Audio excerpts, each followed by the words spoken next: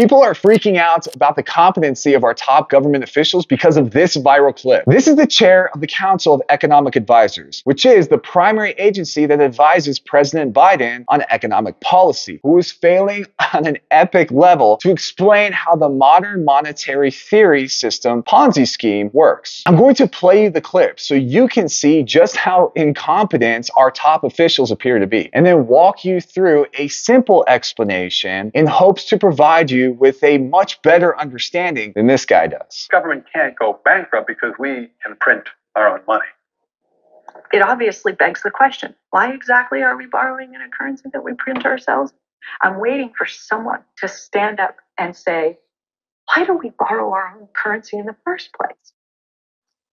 Like you said, they print the dollar. So why does the government even borrow? Well, some of the language and concepts are just confusing. I mean, the government definitely prints money, and it definitely lends that money, which is why the government definitely prints money, and then it lends that money by selling bonds. Is that what they do? Right, because they sell bonds and people buy the bonds and lend them the money. Yeah.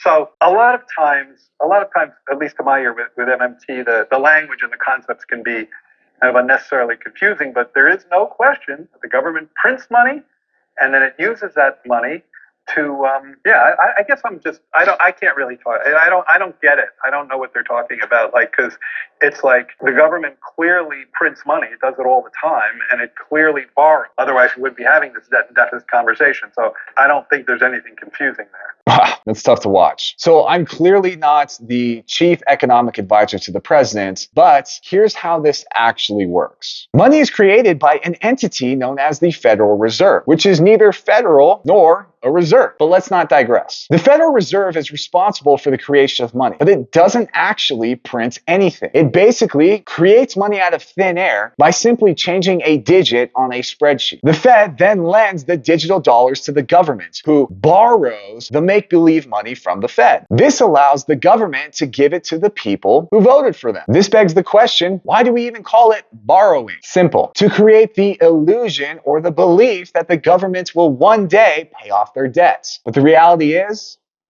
they never will.